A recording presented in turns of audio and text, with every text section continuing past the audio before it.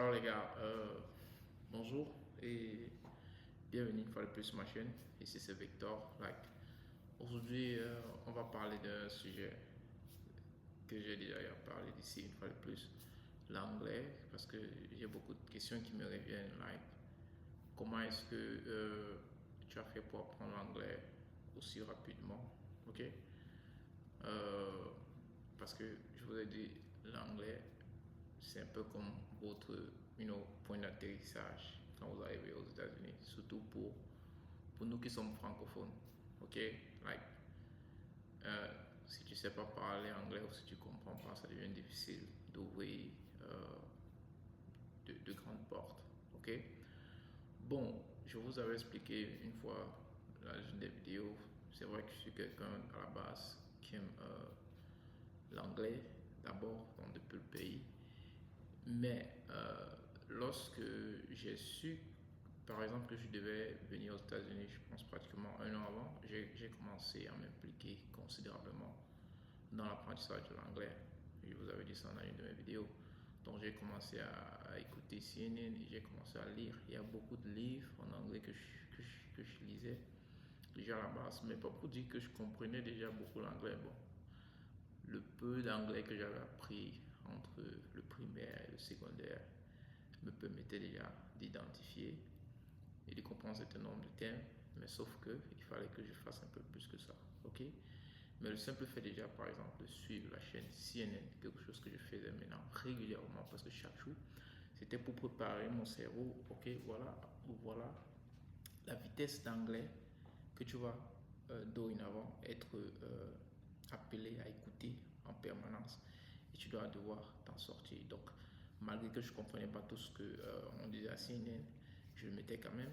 Et je mettais aussi certains films en anglais. Et à côté, il y avait les lectures. C'est pas tous les livres que j'arrivais à lire, bien sûr, mais ceux que je pouvais, je sais lire. Et je pense à ce moment, il n'y avait pas encore ChatGPT, mais Google était là, ok? Mais aujourd'hui, les gars, avec ChatGPT, c'est encore super facile de faire les recherches, même quand vous voulez apprendre la langue. Parce que moi, jusqu'à aujourd'hui, je continue d'apprendre l'anglais. Parce que je ne vais pas vous mentir, moi, je juge votre niveau de langue par la vitesse avec laquelle vous pouvez aligner des mots, ok, en respectant la grammaire, bien sûr.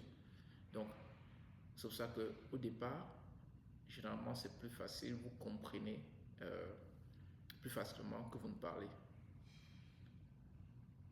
Pourquoi? Parce que votre cerveau a cette capacité-là de donner un sens, parfois même une phrase, sans toutefois connaître tous les mots qui y sont. Mais maintenant, quand vous devez articuler, quand vous devez parler, vous savez que votre cerveau veut que vous sachiez exactement le message que vous voulez transmettre et les mots exacts que vous devez utiliser pour pouvoir transmettre votre message. Du coup, ça devient un peu difficile, surtout quand votre vocabulaire est assez limité. Ok, la meilleure des moyens déjà d'augmenter son vocabulaire, c'est la lecture, c'est de découvrir le vocabulaire. La grammaire, vous allez l'apprendre, vous vous dire voilà comment il faut dire ceci à tel temps, voilà. Mais il y a les mots que si vous ne voyez pas, si vous ne les apprenez pas, vous n'allez jamais les connaître. Ok, donc comme je disais un peu plus au début, j'ai commencé déjà à me frotter à ça et du coup, quand je suis arrivé ici, aussitôt que je suis arrivé ici, maintenant je suis tombé dans le vif de la chose. Je ne veux pas vous dire que, parce que tout ce que je faisais au pays là, je ne savais pas vraiment que ça devait être grave et pire que ça. Parce que quand je suis arrivé, j'étais perdu. J'étais perdu quand je me retrouvais au milieu des personnes qui parlent uniquement l'anglais, des Américains bien sûr.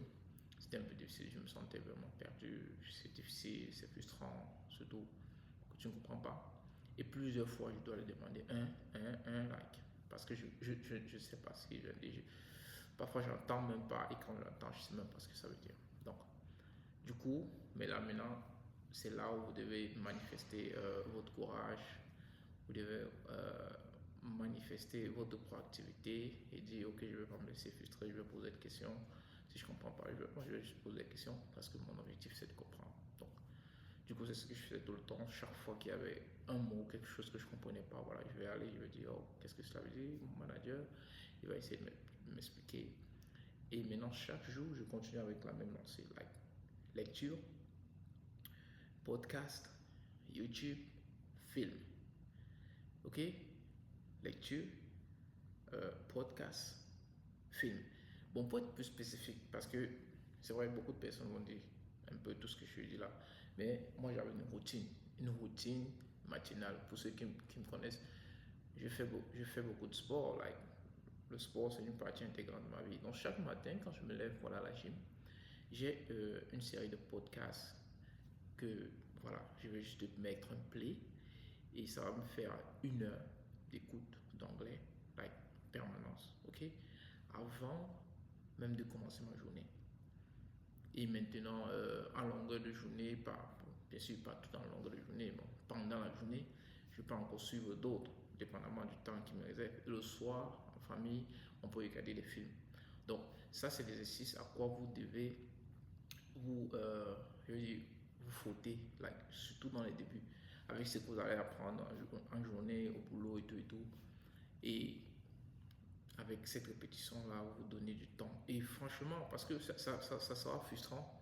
Si vous êtes quelqu'un qui a peur, qui ne veut pas se foutre à ça, ça sera un peu compliqué.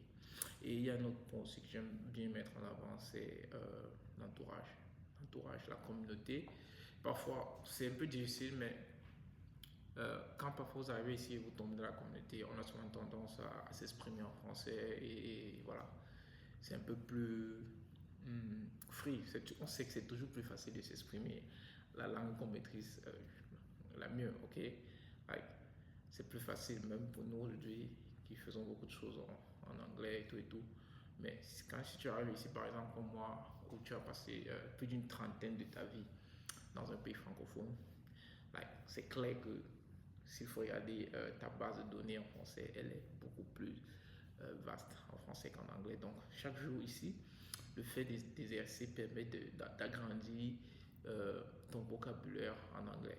Et tu dois l'exercer. Ok? Parce que dès que tu stops, ça va aussi descendre, ça va drop. Ok? Parce que moi, par exemple, parfois quand vous avez en famille ici, vous causez la plupart du temps ici, on cause beaucoup plus en français.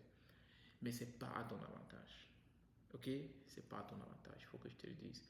Parce que c'est bien, mais c'est pas à ton avantage. C'est bien, bon, c'est la famille. Parfois, la langue permet à ce qu'on se rapproche davantage, mais c'est pas beaucoup à ton avantage. Ok? Donc, c'est pour ça que tu dois utiliser les mécanismes pour essayer de sortir de là. Like, comme je l'ai dit, avoir un certain type d'habitude que tu fais, malgré le fait que par exemple tu causes le français et tout. Parce que ce que aussi, des fois, je constate, c'est qu'on arrive ici et on reste scotché sur, je sais pas, les choses du pays, par exemple, suivre uniquement le journal du pays, communiquer avec la communauté, ok? Et parfois, d'autres même continuent de voir uniquement les films en français. Like, les gars, c'est un peu comme si vous essayez je sais pas, monter les escaliers. Vous criez déjà que c'est dur de monter, mais vous portez une charge sur vous. Like, vous allez que ça va forcément vous amener vers le bas. Ok? Donc, c'est quelque chose sur lequel vous devez revoir ça. Et je dis surtout quand vous arrivez dans les débuts, parce que après, vous aurez pris un certain train et voilà, ça va juste continuer. Ok? Mais il faudrait que vous développez cette habitude-là. C'est surtout ça, l'habitude. Et une autre chose qui est aussi très bien, là-bas c'est un peu difficile, mais pour moi parfois c'est un peu difficile, c'est si vous pouvez ajouter l'écriture, like, you know, essayer d'écrire, je sais pas, 2, 3 phrases, un paragraphe, chaque jour. Donc, développer là, développer une habitude, parce que moi je pense que c'est le secret, développer une habitude, et je vous dis, même pour moi, qui à un certain niveau maintenant, je continue de lire, j'essaie de le faire chaque jour. Je continue d'écouter des podcasts parce que je vous dis, même parmi ceux qui parlent anglais ici aux États-Unis. Voilà, il y a ceux qui parlent très bien l'anglais, ok? Je veux dire, euh, l'anglais en respectant la grammaire, il y a ceux qui parlent anglais, ok? Donc maintenant, si vous avez des objectifs assez lointains, like, you know, c'est vrai, en partant à l'école, naturellement, ça va booster votre anglais, mais même comme ça, ok? Même comme ça. Donc, donnez-vous des objectifs dans ce sens-là. Développez cette habitude-là que vous devez maintenir et que vous devez faire tout le temps, là, chaque jour, si vous voulez vraiment que votre anglais soit vraiment puissant, là, qui va vous permettre de décrocher des bons boulots, de travailler avec des projets et de communiquer vraiment. Ou bien de, d'être, je veux dire, qu'on ne voit pas assez de différence entre vous et un Américain lambda, surtout sur le domaine de la langue, ok? Je ne parle pas d'autre chose. Le domaine de la langue, parfois quand vous levez pour transmettre votre message, qu'on puisse comprendre entièrement ce que vous voulez faire. Donc les gars, voilà, c'est ce que je voulais partager dans cette petite vidéo. Et si vous avez pigé 2 ou 3 trucs, les gars, souscrivez et aussi n'oubliez pas de liker pour que d'autres personnes puissent voir la vidéo. Ouais, c'était vite les gars, ciao.